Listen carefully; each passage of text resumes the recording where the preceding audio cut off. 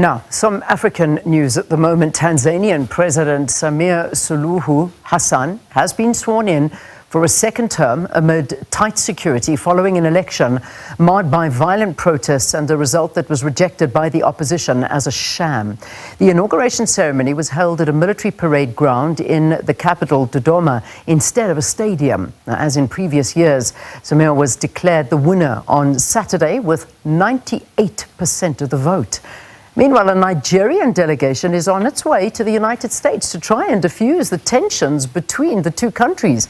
Tension escalated in Nigeria due to security challenges in the northeast as the insurgents and extremist groups continue to attack civilians and particularly Christians. Now, to look at these stories and more from the continent, we are joined by SABC Special Correspondent Sophie Mokoena and Senior Research Fellow and Director at Africa-Asia Dialogues, Thembisa Fakude. Great to have both of you, and thank you very, very much for your time. Let me begin with you, Sophie. The unrest in Tanzania, this, of course, is a big story. What is driving it after the president's landslide victory? I mean, 98%? Is that even possible?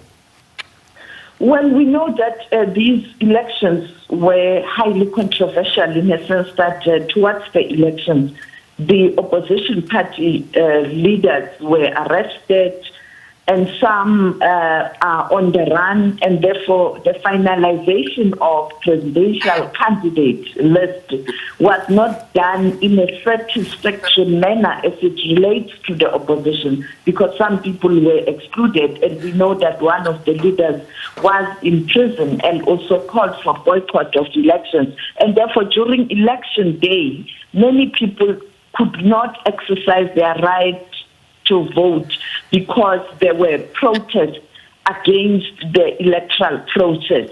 And therefore, it was quite surprising to see that in terms of numbers, the current president received so many votes. And to count 38 million votes over less than 48 hours was also quite shocking.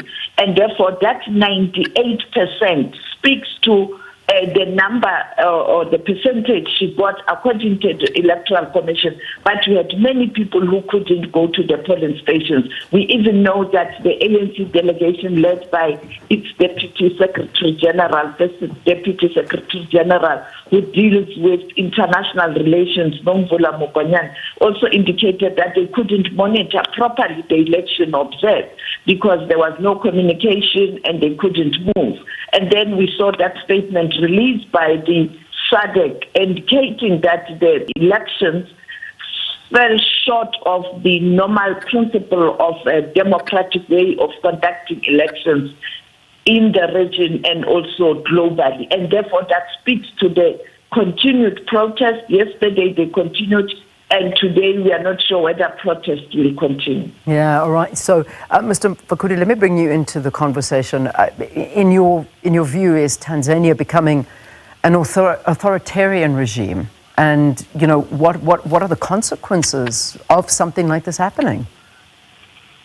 Well, certainly, in a world that has a short supply of women leadership, here we are.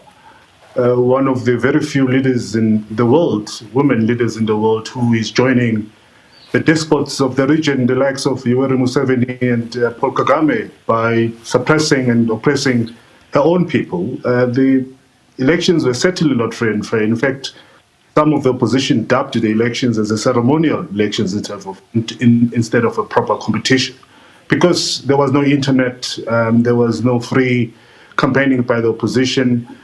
Some of them were jailed, tortured, and others preferred to self-exile themselves. So it's a very disappointing situation in Tanzania. The fact that you have a president that's going to garner 98%, again, insulting to the intelligence, not only of the Tanzanians, but all of us as Africans. So we will have to wait and see, but Tanzania, unfortunately, has moved and joined the club of authoritarian leaders, particularly in that region. That is, it's got quite a few of them who are clinging on to power and suppressing their own people. We see this happening at the moment in Tanzania, and it's really disappointing. Of course, all of us are waiting to see who's going to be the first one to congratulate President Hassan. Our president has said nothing so far. So we're waiting with serious anticipation on who's going to utter the first word of congratulations, notwithstanding the criticism of these elections. Yeah, I mean, Sophie, I mean, Tanzania's first female president should be something to be celebrating. President Hassan, we see her here in these visuals actually taking the oath of office for a second time. I mean, this particular inauguration, and also the fact that we await, as we heard Mr. Fakude saying, waiting on congratulations from other leaders. Talk to us about your views on this. Well, I think there is a serious problem in Tanzania. Fortunately, some of us we knew and we heard from the members of Chama Penduza, some of them the veterans, that something is fishy or something is not going right within Chama Penduza. I think the problem is within the governing party. There's something happening, brewing. There are powerful people pushing the current president, Suluhu Hassan, but also you have those who are not happy. And therefore, I think it has got to do with the party itself, because for her to be brave and soldier on amidst all the criticism, it speaks to somebody is pushing her. And unfortunately, she is a willing partner. And it's sad because she's a woman president. And we often yearn for that kind of leadership to see what women can do.